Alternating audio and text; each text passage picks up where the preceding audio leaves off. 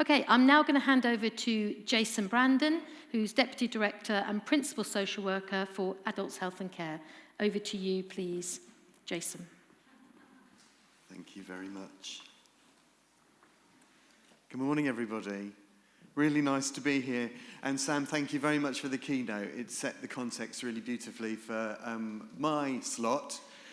So my name's Jason Brandon. I am the Deputy Director and the Principal Social Worker for Adults Health and Care for the local authority, Hampshire County Council. I'm really pleased to be here, really pleased to see Hampshire's Connector Support stall at the back there, amongst all of the other stalls with a whole variety, and diversity of what's on offer today. And I'm sure you'll be able to get a chance to have a look at the different contents through the course of the day. I'm here really from a local authority perspective to highlight and emphasise the importance of the relationship that we have with the VCSE sector, and also to look at how we can start to work together and build on the various challenges, particularly at this moment in time when government policy is leaning far more towards prevention and neighbourhood working in a way in which some of us haven't seen for a little while. So, ours is a shared challenge. I have 8 or 9 slides, some of which I will talk in a little bit more detail in the time that I've got, but other contents you'll be able to see in your own time. But it's really, really important to recognise that without earlier intervention and prevention opportunities, age and deprivation will continue to drive the rising care needs and demand across Hampshire and beyond. Hampshire has a growing, ageing population, and by the time people reach 85, age is the primary influence of health and multiple long-term conditions. Before 85, deprivation is one of, and probably the most, often the key driver of health outcomes and social care need. And as needs increase, people are more likely to be older, live alone, and experience reduced mobility. More falls, dementia, and incontinence. And it's not only older adults, more than half of the total financial pressure on the local authority falls within services provided for younger adults presenting with significant mental health needs.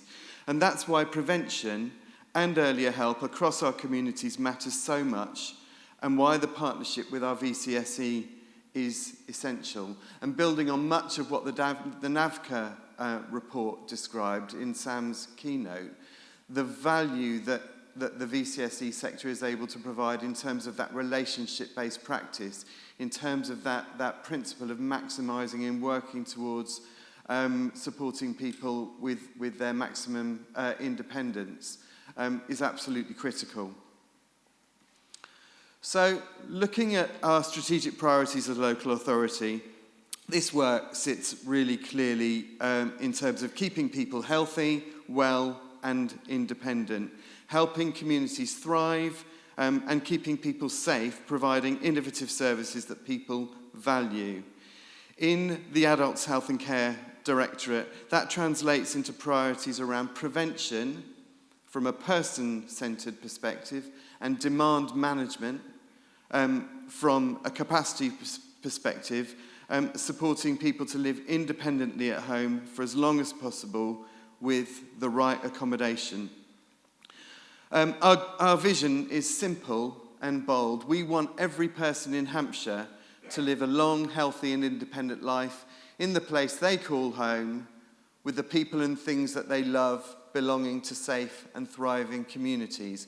And that's a quote that you'll see on the bottom of the slide, but it's one which we've developed and grown through our ongoing relationships with our stakeholders to value the opportunity to co-design and co-produce the ensuing work that we're developing strategically.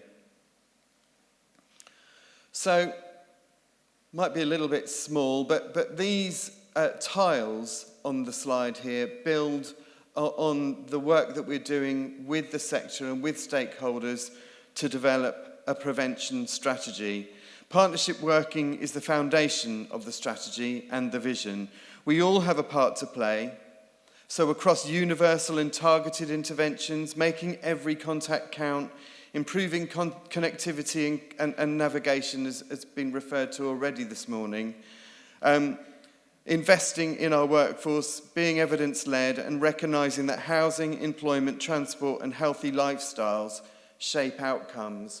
All of those different planks are absolutely critical to enabling us to make sure that we've got a system-wide approach to prevention within which the VCSC sector plays a fundamental role.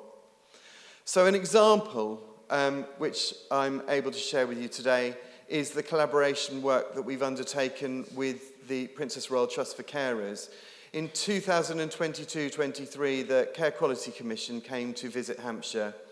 And one of their areas of feedback was that we needed to make sure that we were bringing our carers agenda and our carers strategy in line with some of the benchmarked outcomes across the country.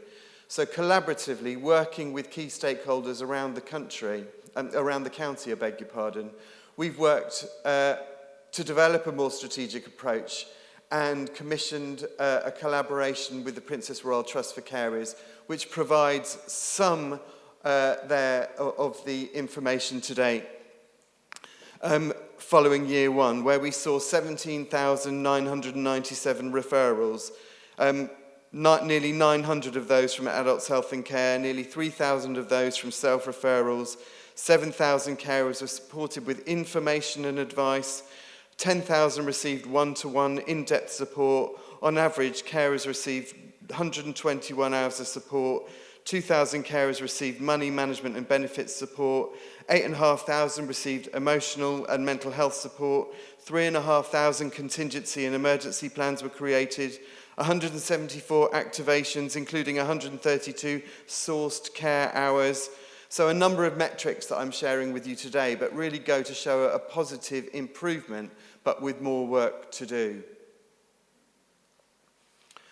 Building on the work which I know is really important in respect to your various perspectives, Hampshire Adults Health and Care have developed and strengthened their approach towards identifying where we can work with particularly locally affected, seldom heard groups. We've intentionally strengthened our links with an evidence-based approach, including a particular focus on our armed forces veterans in Hampshire through outreach and community groups. We've developed a focused approach with Gypsy Romany Traveller and Asian community support groups, with particular reference to ensuring that there are signpost resources through Connect to Support Hampshire. The Nepalese voluntary community services have developed pilot link practitioner placements and co-produced Nepalese language social care videos.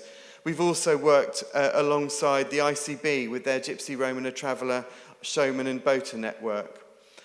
So a whole range of work there that we're incredibly proud of. And when you get to see the slides, there's a really beautiful photo there of the diversity of our staff group in one of our Oak Ridge, one of our nursing homes, Oak Ridge in Basingstoke, just to really give a kind of a sense of diversity within the workforce and the way in which they contribute towards our strategic approach, which continues to evolve.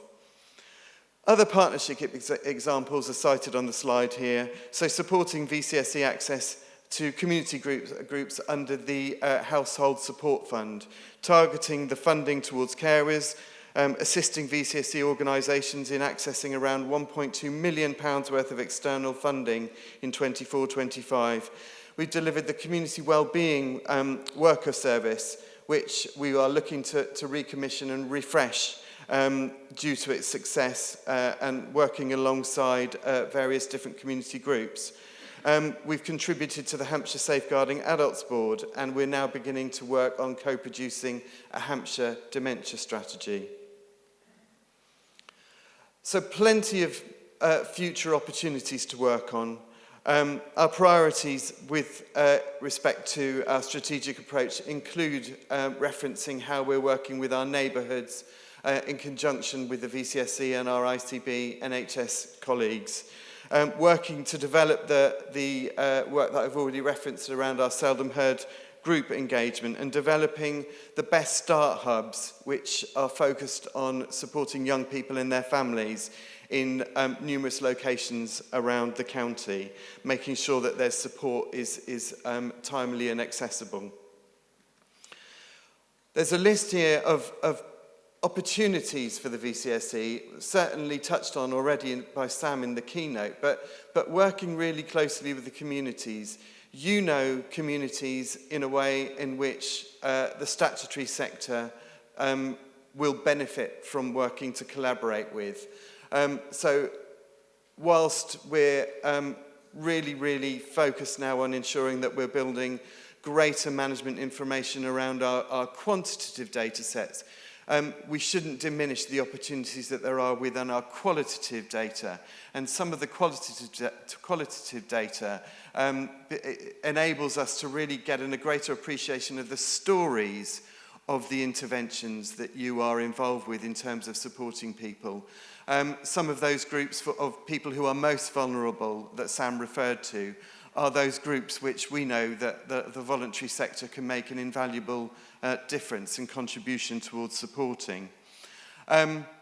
Supporting people with greater integration. Integration is a very well-travelled word across the health and social care sector, but certainly working in partnership, collaboration and connectivity inform the principles of greater partnerships and integrated opportunities which we can ill afford to overlook. Working as a delivery partner in a range of different flexible and innovative ways will make a sincere difference, building on all of the different opportunities that we've touched on and that Sam referred to in the NAVCA report. Working in a more productive way, ensuring that the resources which we know are in scarce supply are managed in a way in which we are able to maximise opportunity and reduce duplication. Often you'll hear that phrase of single points of access.